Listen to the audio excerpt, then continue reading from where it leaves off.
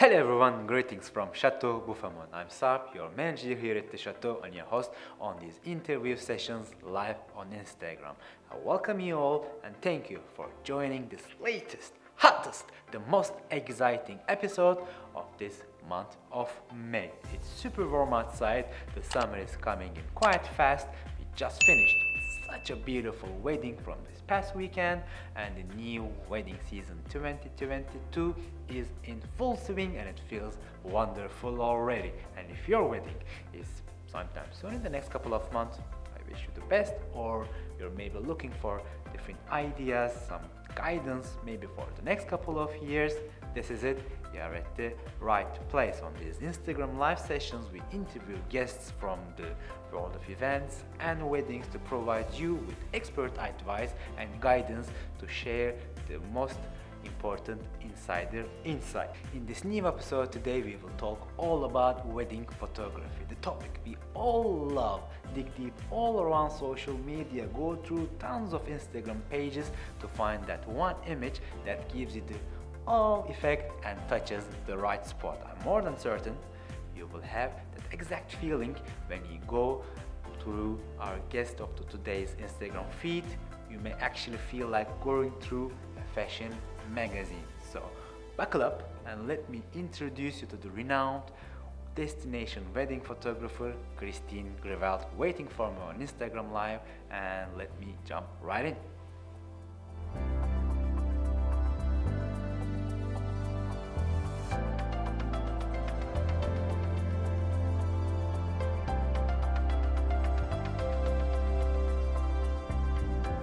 Hello, sir. How are you? Kristine, I'm great. How are you today? Oh, I'm very good. I mean, your inviting speech is so inspiring. I'm getting energized. No wedding this weekend, but I'm like so ready to do those. Yes, of course. So we will start from the beginning. As I said, your Instagram feed feels like something like out of a fashion magazine. It's like a love story. Your photos will always feel so tender, represent real elegance, maybe you may put it in such words as well, and so fresh as well. So we want to learn all about you and your style. And can you tell us a bit about yourself and how you got into wedding photography, first of all? Thank you for such a glorious introduction. It really resonates with me that you say those words. So for those who don't know me, I'm Kristine Grinvalde, and I'm a wedding portrait and editorial photographer, a destination photographer, and I'm based out of Riga, Latvia.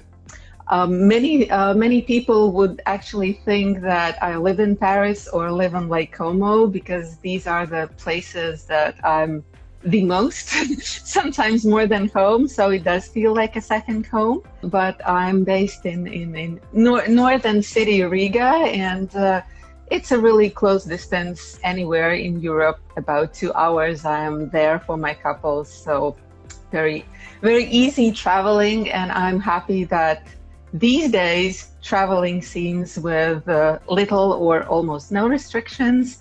So couples are coming and the wedding season is getting busy.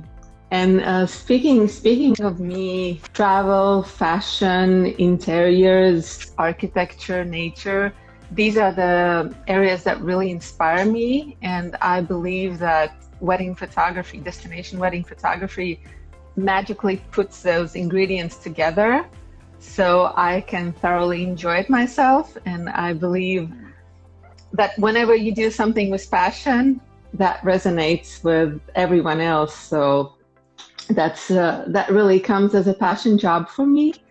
Although I have not been a wedding photographer all my life, this is 13th season that I'm doing photographing weddings. So quite a while, and this is something that I would love to pursue as long as I see myself.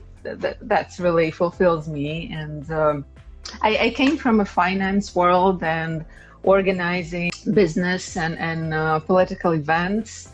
So that keeps me very organized on a wedding day, and I can be very creative, and I can still be under control of the situation, very calming if necessary. So yeah, that really, that's a great balance that I believe that creative part did not come as a first profession or occupation. I was able to learn business practices and those kind of different things, and then step into something that I really love. And one thing I may add that not many people nowadays know, because I've been doing photography for a while, that I've been doing as a professional hobby wedding floral design. So an ex-floral designer here, so I have a big appreciation about flowers, and that's what started me in the wedding industry even more years ago. And after my own wedding, when we secretly eloped, which is such a thing now after the pandemic, and of course I was doing my own wedding bouquet at the time. Sounds exciting.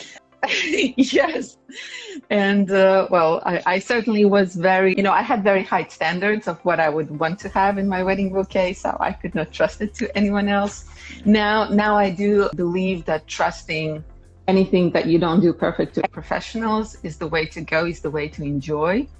So yeah, this is my journey from finance world, floral design, into wedding photography and travel and serving my couples the best I can. Well, you definitely went through many stages to become the Kristine Grinvalde that we all love and admire today. That's great. And so let's talk about your photography more in detail in this case. How would you describe your style when it comes to photography? You were quite right noting the elegance that really warmed my heart. And if I had to just say in 3 words, elegant, chic, and timeless would be like the most characteristic words for my style.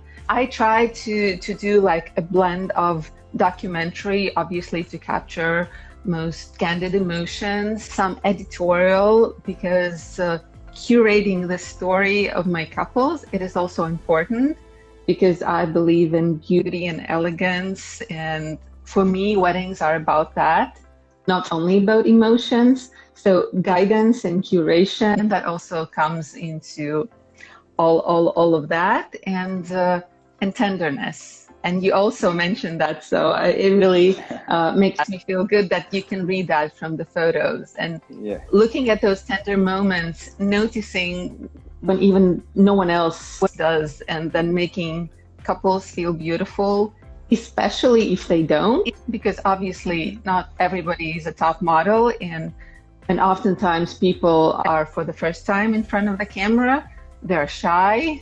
They would say, oh no, I'm not photogenic. And for me to prove them how beautiful they are, it's like the best thing, really.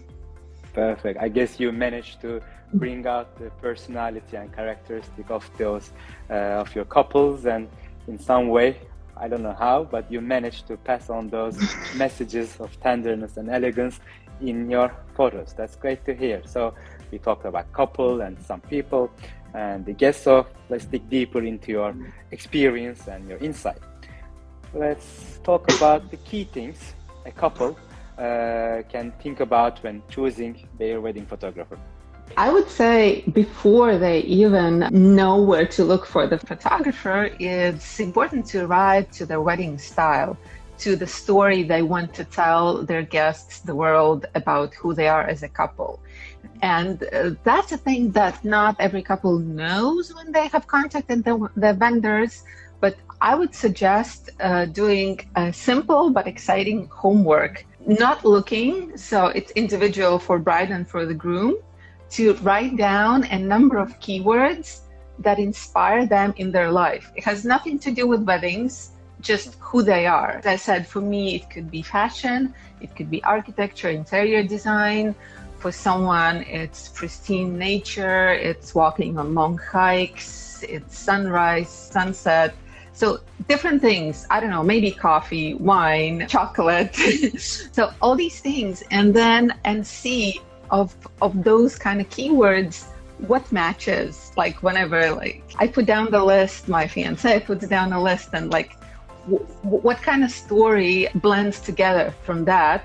And I would say this is the beginning of the style of the wedding, and that also kind of means what kind of photography, what kind of venue they would be looking for, what kind of planner would resonate for them to help to implement that story. So I think that is very important.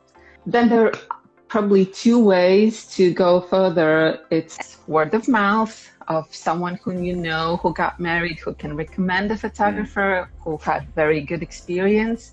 And I would say that if someone had a good experience, it doesn't mean that photographer is good for another person, another couple. So it's important to understand what are their priorities and what they like and what they can feel themselves in. Like if they're looking at my photos, for example, can they feel themselves in those photos? Because I like a lot of things. I like boho weddings, but I would never imagine myself in that kind of style and environment. But doesn't mean I don't like that. And it could be a really fun and beautiful wedding, for example. Word of mouth, planner recommendations, those are really great because planner goes in depth understanding what couple really needs, helping them to hone that style. So that homework could be also with the planner, and planners have their own, ways of determining what's fit for the couple. And and then definitely full galleries. I will not ever get tired of saying that. Instagram and website portfolio does not give you a full impression. Never, ever. These are my favorite images that I curate. And of course, wedding is not only beautiful portraits or details. It's people, it's interactions, it's dancing, it's a lot of time with guests. And many times for privacy reasons, we don't put those kind of photos on the grid, and also that, curation of the feed, of the portfolio. And that's why I heavily recommend looking one or two galleries at least. If the couple feels inspired, then maybe more. Because sometimes planners would present different photographers, and I always send a few galleries, like if they're inquiring with me, but not always those galleries are viewed.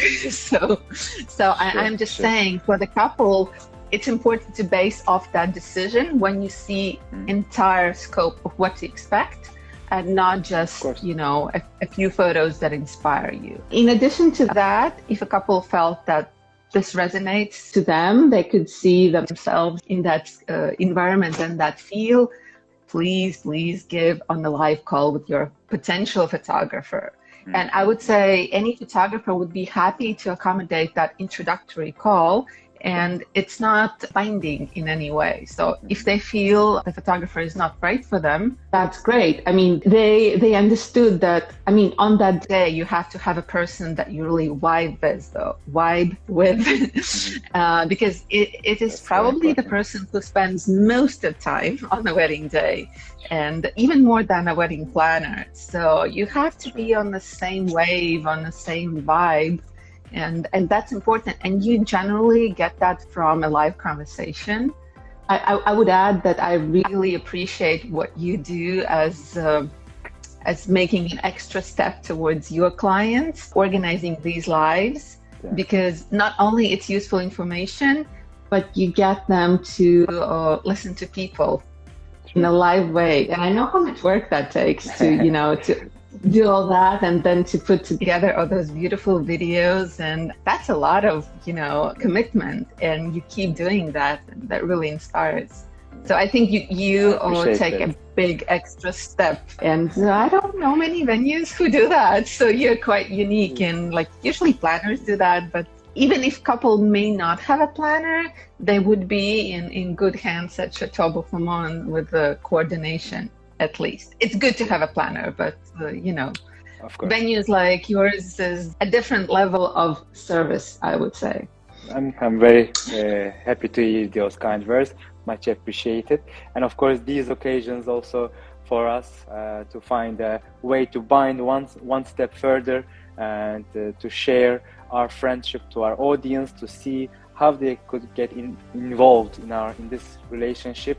And as you said, it's another chance to get us and you a step further, and hopefully we all can get to work together each time, also on the next occasions as well. Yeah, I had one more comment two comments actually about this. Whenever a couple or a bride is inquiring with photographer directly, not through a planner, sometimes couples think photographers would ghost them and not respond. I've heard that a lot. And the magic lies beneath that. It's Gmail and the magic spam folder. I've had so many brides recently reach out also through Instagram. Yeah, Gmail somehow hides those emails into spam whenever they have attachments or something. Okay. It's not just from my experience, but if you have a chance to communicate via Instagram, great. But if a couple just approaches me and they don't see a response, they wait for a day, another, that photographer is probably snobby. They would not even respond to our request. No. Not true. I mean, professionals would always respond, even if it takes a day, if we're on a shoot or on a wedding. So make sure to check those spam folders. It's very important. It's the same for us as well. Since you have some rates or some attachments and links, obviously it goes through the filters. Yes, algorithms have their own ways of doing. And one more for selecting a photographer. Many couples who come to Château Bouffémont are destination couples and not local to France. And I would also say that when selecting your photographer, it is not mandatory that photographer has shot in that venue before, because destination photographers are very experienced travelers and they're experienced in scoping the venue, even learning everything you can online, arriving prior to a day and scoping in person. And that also means that if, for example, I'm working in a venue that I have not been to, I get even more inspired to see differently than if I'm in that venue for the 5th or 10th time, for example. So it doesn't mean if your photographer has not shot in that venue that he would not or she would not know it as good as someone who has been there. So that's so just true. My thoughts on that. Yeah, it's a very true point. That's correct. Because also as a person, whenever you go to a new destination, a new spot, we are all human, so we all get inspired and want to explore more, and we all share that energy and vibe together. So let's say the couple has chosen you, they made the right choice, and what advice would you give them ahead of the wedding in terms of preparing for their photos? And is there anything they can do to make sure they get the best photos on the day? To get the best photos, they need to understand what they want. And that's not such an easy part. Understanding their priorities and discussing them with the photographer is a very essential point on getting to a destination of beautiful images.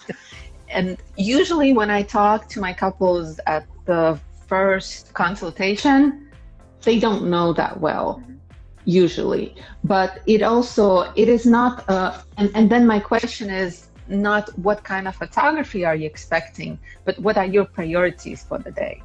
Because for some, it is really time and experience with guests. For some brides, it's really essential to get a host of portraits in that gorgeous location. I mean, I could shoot days in Château Bouffémont and still not cover everything it offers. So for some, it's really gourmet food that France is famous for. And these are different things, and they can be all important, but you still have to, kind of leverage the importance of priorities and then understand how it will translate into that experience and what you want to remember. I would say that's a place to start. Also to plan a timeline together with photographer. I trust the planners are very experienced, given that couple has a planner. Otherwise, I'm always happy to help. But photographer has, I have my own vision how much time I need to meet my client's priorities. And that might be different. And it's so great to communicate that along the way I'm happy not to, receive a final timeline a day before the wedding. Of course, I will work with it, of course, but it's, preparing is a great result always. Of course. Than just going spontaneous. Another tip for great photos is allowing enough time. I'm sure you've heard that before from other photographers too, but it's a common thing in weddings. That day flies by so fast, and sometimes thinking of the coverage of a photographer, and I've seen timelines being squeezed to have photographer for 6 hours, but that's so little to cover everything. And again, coming back to priorities, if photography is a big priority to you or to the couple, consider having photographer for an entire day. You're not being rushed, not through getting ready, because sometimes girls need more time than it's even planned on the timeline. Little things happen along the way, and getting into a dress may take much longer than you anticipate. I've had brides even for the whole process taking up to an hour. And groom's preparation can be so much fun. Generally allocate about half an hour for the groom, more for the bride. I can spend up to 3 hours with the bride easily. Not just the bride, but the bridesmaid. It's nice to incorporate the two sides of the photos into the whole story. Right, of course. Much more. And that nobody feels left out, nobody feels too rushed. So I always suggest allowing slightly more time. Like if you feel that half an hour would be enough, plan 40 minutes. Like have that 10 minutes extra. And like through the day, if something is late, so it does not destroy the entire timeline, because being 10 minutes late there, 10 minutes late there, it can push the dinner too late, and chefs are never happy if their gourmet food has to wait. But not just that. It affects quality of food. So if you're supposed to sit down at 8 p.m. at the dinner table, you better do that, because food would be ready for that time. It's just I would say that comprehensive wedding day coverage really should start at least with 10 hours. And sometimes it runs into 12 or 14 easily, with great parties going into the night. And we see also many wedding stories that don't really cover into the party itself, where actually everyone, even the bride, finally they lose themselves, and in those intimate and most outgoing moments, we get the best frames also. Exactly, and this is the time when they totally forget about the camera. They're just having fun, and to capture all of that, I really love the dancing part. I know many photographers stay for 15 minutes, half an hour into dancing. If possible, I stay longer. It really depends on all the factors, but yes, a lot of fun can happen during those times. Mood board creating is a big thing. Yes, the brides are on Pinterest these days. They create beautiful mood boards for their wedding. That's absolutely great. At first, you don't know what you want. You create a beautiful mood board, and then you have to kind of scope it down to the very essence. I've received mood boards from brides who are over 150 images. That's a lot. That could be all over the place. But once you have created your mood board, it's great to discuss it with your photographer. So you can really narrow down the most important things.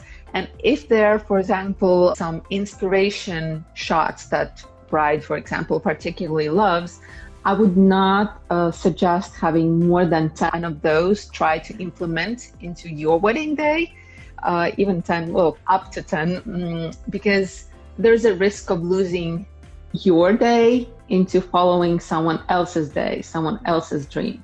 Sure. That's why I like mood boards, but I like discussing and getting the feeling of what my couples want, and then trusting me to capture their day, because their moments would be most special to them. Of course, we can, adjust the different wishes, but again, And discussion. Like experienced photographers would anticipate so many things on wedding day beforehand, but there's something in in the heads of the couples we cannot know if there's something very special that they want. So unless, guys, you tell us, you may not get the end result. Also, coming back to time, understanding priorities in terms of how much time to spend with your guests and how much time you want to allocate on portraits. I think that's it's a topic that has been there forever, because grooms are, okay, let's get some photos done, and brides, oh, I want portraits here, I want portrait there, at sunset, cocktail hour, first look, all of that time. If it's really important on the agenda, maybe consider to maximize time with your guests who have flown from all over the world to spend a weekend with you or a few days. Maybe having a couple session on the next day to allocate a lot of time for that, because all those beautiful Pinterest or portfolio pages that brides are getting inspiration from, there's a lot of style shoots, and we know that style shoots are great to show what could be done, but sometimes it's entire day to create that, and they don't have a party, they don't have dancing and cake and all of that stuff. They just focus on to creating that beauty. Discussions, and consider timelines. Maybe one day is not enough to fit all the priorities. Okay, so these are a few tips of getting the photos the couples may desire. Okay, I mean that's a very wide range of information. Actually, just that question can become a whole Instagram reels. Whole topic for a live, right? We can make a note and we'll push for that. And so let's talk about one person or two people in particular. We all know those people who don't really get their photo taken, and of course, speaking with you already answers somehow my questions. But you tell me, how do you take the stress out of the experience? So people would be more comfortable doing those photos, right? Bride and groom. Yeah. Okay. For whom who don't like their photos taken, what can they do, or what do you do to take the stress out? First of all, if there are people who might not love the portraits taken, I try to do it as quickly as possible. But again, there's some time needed to get the couple relaxed. I get my couples relaxed by talking to them, by guiding them, by giving them advice. Because obviously people, especially if they don't have experience in front of the camera, they don't know what to do. And I'm the kind of photographer who gives a lot of direction. I get my mouth, dry from just speaking and giving advice. So trusting me as a professional to do my job, I'll get out some silly jokes, and I'm not a good joker, but they would laugh just at me for trying to do a silly joke. And exactly your reaction, you smiled. And I did not ask you to smile. I would never ever ask my couples, just smile. I would try to lead them into being natural. But again, it's a teamwork. And I really appreciate if my couples are trying to be themselves. Yeah, it's altogether that really makes sense. Try to relax, try to trust your photographer. I would certainly give a lot of guidance so you're not lost. I will encourage you, and if I feel that people are not very confident on how it goes, I would show on the back of the camera, oh my God, how gorgeous you look, and that's that's great. I look like a model, amazing, and that encourages people. Yes, and another boost to give confidence is doing an engagement session or a lifestyle session a day or two before a wedding. For example, just, that time spent with a photographer, they get already to trust me more than seeing me for the first time. I mean, I can get relaxed any couple at any time. Well, hopefully we have more than 5 minutes, for that. Basically, that kind of session, they would feel more confident and they would know what to do more, even without me guiding, if we had a little experience before. And the benefit of that is also having some photos, not only in a wedding attire, because I mean, they're traveling probably across the world to France to experience all this, and having a variety of memories. That's also a great point. So why not have an engagement session, a lifestyle session? I like that idea. It's a good way, first of all, of course, enrich the experience, enrich the selection of photos, but a great way actually to bond in advance, even deeper with the photographer, which is one of the key people on site for the wedding day. I have mostly saw you as a single photographer, as one person, one soldier during the event days. Yes. How many photographers do you need for a wedding? Do you work alone? I'm a strong believer of working alone. I think in over a decade of my experience, there have been like 3 or 4 weddings in total that I had second shooters, because I mostly work on intimate weddings. By intimate, I would say up to 100 guests. So unless the logistics is complicated or there's a high number of guests, I don't see a valid reason having another photographer, because I'm for preserving the intimacy of the day. And the more you have people running around and, taking pictures, unless it's specifically needed, the more intimate that occasion is, because videographers are usually working at least 2 of them.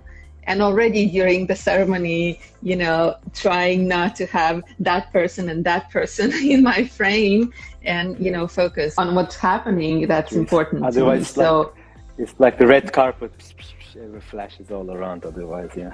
Yes, and some people would feel intimidated that there's too much in their face. So if the couple haven't reviewed a full gallery, feels everything is covered, and I believe I'm very good at covering everything. I'm still, fit to run around and be in many places almost at once. So I think one photographer is quite enough, especially if the wedding is happening in like Château Bouffémont. If getting ready is there, if the ceremony is there, we're not going anywhere outside. It's just, it's perfect. We just need to plan the morning logistics. I usually want to get the guys ready and off the list, because they can put off their jackets, they can relax and just have good time. And then it's the girls, because girls just need some more attention, and then the ceremony starts. So how about the organization of the day? Let's get into more specifics. Do you prepare a list of photos you'll take, or how do you decide also which guest or which couple, which person will be in each specific photo? Experience is essential. When I was just starting out in photography, I was much more nervous on a wedding day, but now I can anticipate a lot of moments and they would come naturally, that I know that these are important moments. I'm not a fan of shot lists. Sometimes, yes, clients want to provide a shot list. I believe, and I will explain why, I believe it limits photographers' creativity and ability to capture real moments going on. Like, while I'll be checking on a list or my phone, oh, have I got that? Have I got that? Because most of these lists are natural coverage of the wedding day. It's not something superficial. Yes, it's important to know for family foremost who couple wants in their family pictures, but usually there are not too many. And again, a tip, it's always great to have a person from the wedding party or from the family who knows immediate family and who can help get those people after the ceremony together for quick portraits. Sure. And those are important. I will comment on that. To make the process smooth, like I'm there to photograph, to make sure they look their best, so they're relaxed, they're smiling, And then if someone is help, because obviously I don't know these people, even if I'm giving names, it will take time, to please grandma and mom and sister and uncle, please come for this photo. If someone is helping with that, someone who knows them, the process is so much smoother. If there are not too many of those family photos, it's great to inform the family that after the ceremony, we'll take those portraits. It is the best time because then ladies have their lipsticks on, they have not had cocktails and drinks and snacks, they look their best, more presentable for the photos. And then no one is forgotten, no one has gone to the bathroom, so everyone is still there. And these portraits, although on a wedding day, it's less creative part, and the couple just has to stand there for 15-20 minutes, just looking great, maybe getting cramps from smiling. But these are the people who are probably the most important to them on this day. And after some years, they may not be with them anymore. Sure. And they have these photos. Yeah. So, and this is for the parents to put on a mantle, in a frame, even like small frame. These are the photos that I feel that are quite important.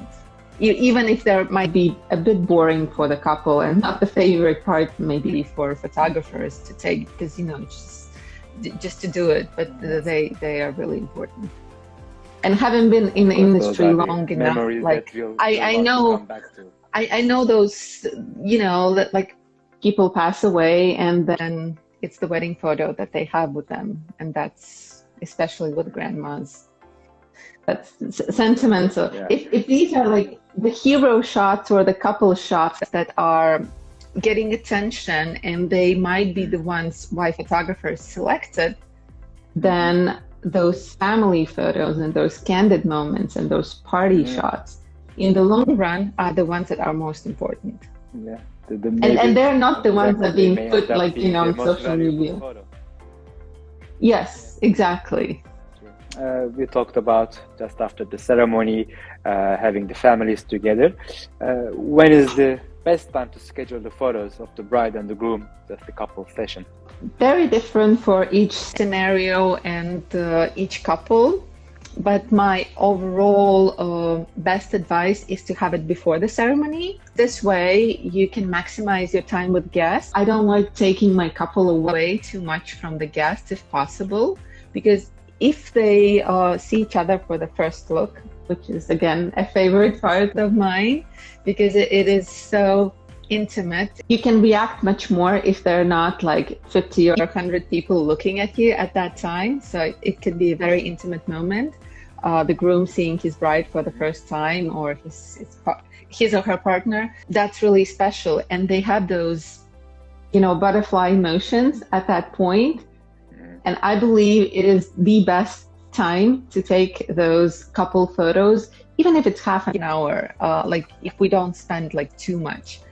In terms of light, yes, it could be challenging, but as I said, depending on location, Château Bouffémont is really, really great with the grand staircase and the way that sun goes around the chateau. We can always find shaded area that's like not blinding, so the couple can show their emotions and look beautiful, drop a tear if that's the case. We can always schedule around so guests don't see them, or guests arriving, or make that inside. It also takes the stress out before the ceremony.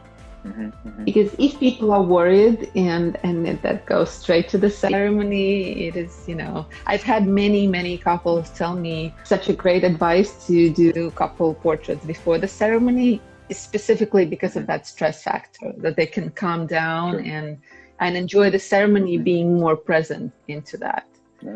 That's true. But of course, the golden hour is the magical time that I love to steal my couples, but maybe for just 15 minutes, just for a couple of photos in that beautiful light.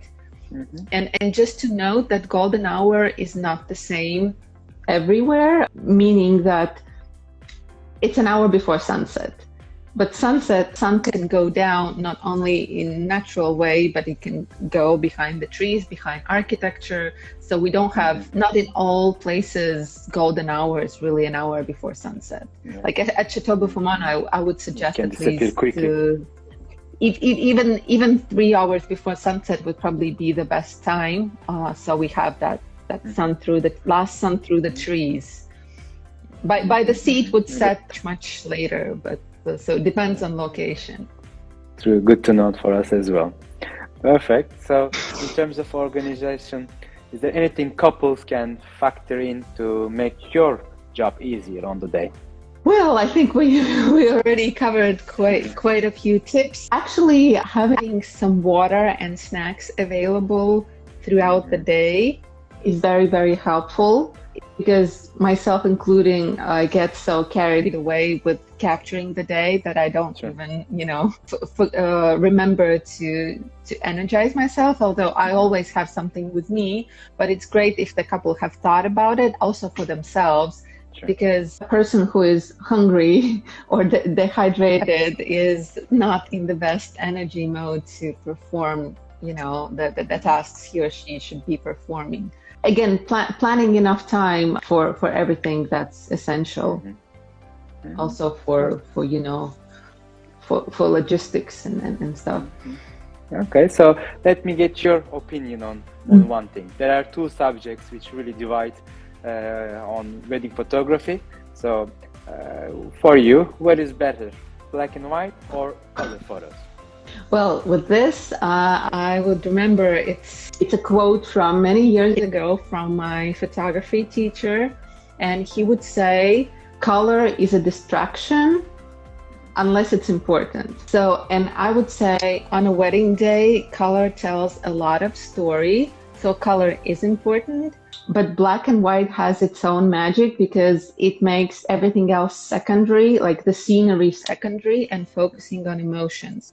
Sure. So while a lot of my images are color, I adore black and white. I could have even like all wedding photos converted to black and white. I mean, where I'm shooting digitally, I'm not shooting film, so it's an easy process afterwards to edit also in black and white. But some photos are just so much better in black and white. So for me, a lot of color when it is important, but when I want to focus very much on the emotion or on the essence of what's going on, it's black and white. So at the end, when you deliver your photos in a gallery, will we find some black and white photos as well?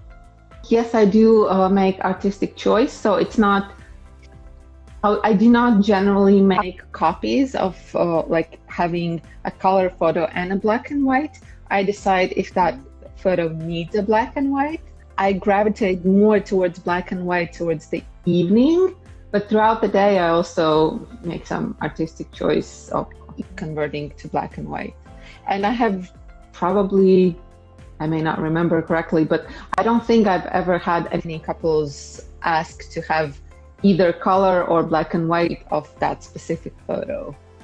Like the choice that I've made, it actually makes a lot of sense. I mean, photographer knows what she's doing usually. I hope so, yes. And I would also assume that you share your photos in a digital album as a gallery. But what are your thoughts also on the traditional hard copy album versus digital album? Yes, these days it's an easy and fast delivery to anywhere in the world of sharing a beautiful gallery that can be shared to the guests and everyone can enjoy that.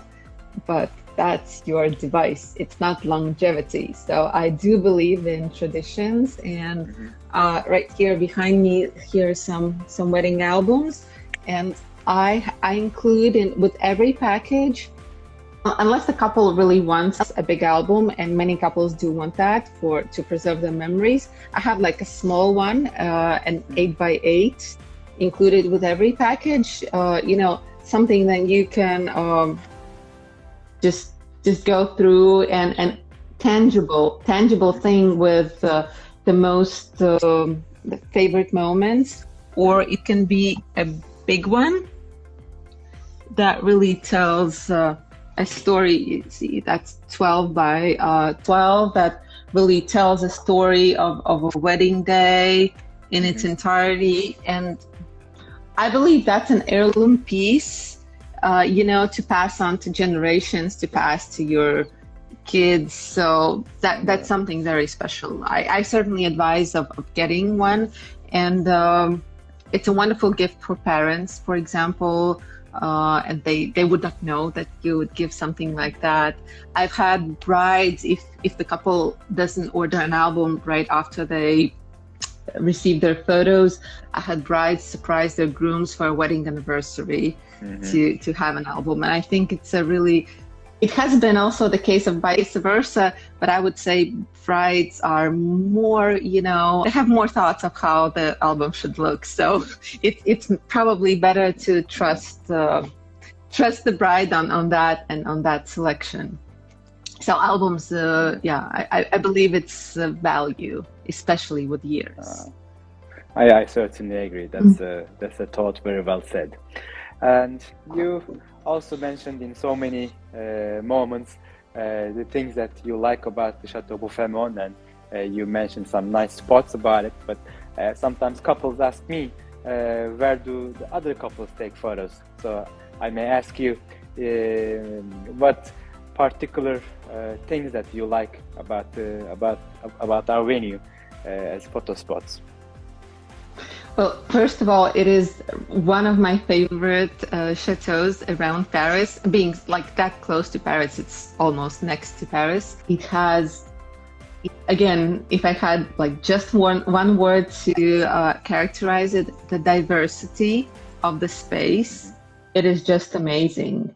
I mean, from the delicate suites and grand salons with chandeliers that would allow for very different styles of photography to look gorgeous in these spaces, because they're darker salons. The ground floor, which is perfect for dancing, which is also I have it doesn't have to be the official name, but like the one with the fireplace and red walls, that's so masculine. And I think it's amazing to photograph guys in there, or even downstairs by the bar. It has so many different spaces that as a photographer, my heart just rejoices, because there's so many opportunities. And the unique staircase that goes into two side terraces. The sun is really, really beautiful going through that gorgeous big tree. That's probably one of my favorite spots. The last wedding of Jeffrey and Beverly that we had, we did a first look on that staircase. And the bride particularly loved the staircase, because I mean, it's just gorgeous. I would love to explore more of, a park opportunities. Again, it depends on the timeline. If couple stays there longer, it's also possible. But yeah, it's hard to put in one word, but I absolutely love the masculine and the feminine side that's present at the chateau, of having some dark interiors, some very light and feminine and delicate, elegant interiors, and, the view. Nothing else is around. I mean, you're kind of in the center of a village, but at the same time, you don't feel that. You enter that realm of privacy, of birds singing on a wedding day. Like, the bride opens the window to that beautiful view. And this is amazing. This is really to treat for couples to come and stay for the weekend. If possible, not just one night. It's a place to enjoy. And the morning, like with all the dew on the park flowers, and you have a soul. How do you pronounce your beautiful dog's name? Bacchus. Bacchus. Because he's so nice, and he's there for a cocktail hour, to sneak around, and he's there to conclude the night. And it's really the soul of the place. And the warm welcome you yourself give every guest who is arriving. I think that's also so special, because you're always there, to welcome the people. So Château Bouffémont is really special venue. Thank you very much. I'm touched and honored to hear those beautiful words. I'm going to clip this part and share on my screen all the time. That's great to hear. You're most welcome. Throughout this conversation, you shared so many useful tips. So I'm not going to put any more pressure on you. Let me ask you: do you have? May I have one concluding tip? I have one concluding tip also about just one. That's it. To, if possible, because I was speaking of having like a weekend experience at the chateau, if possible, having a photographer with you also on the pre-wedding welcome party.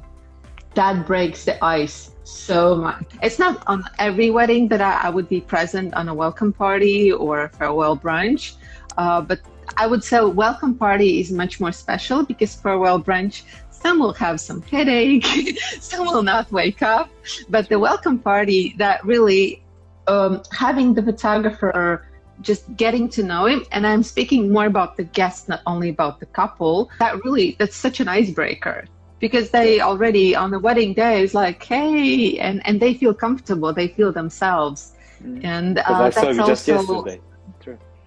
Yeah, exactly. And we're like, oh, this is not that scary person with a camera in our face. They feel so much more relaxed. So it's a good thing if the budget allows to have also the welcome dinner covered. That's an amazing thing. And also more opportunities to capture, the venue, and even for the couple getting, for bride, her hair and makeup trial, in conjunction with that, it just works out magically. That is so correct. Amazing. Well, Kristine, is there any other final words or anything else you would like to add after all these beautiful and so useful tips? I hope I did not overwhelm you with, I could talk for hours. My wish to the couples planning their wedding that do not enjoy just the wedding day or the wedding weekend that flies by so fast, but celebrate some milestones along the way. You have secured your venue, possibly Château Bouffémont. How about make a celebration? Go out with your friends, celebrate just the two of you. If you have been on a venue visit, that could have been like, a smaller trip to the venue to conclude that. Celebrate those things. Make that whole process of celebrating your story of becoming a family.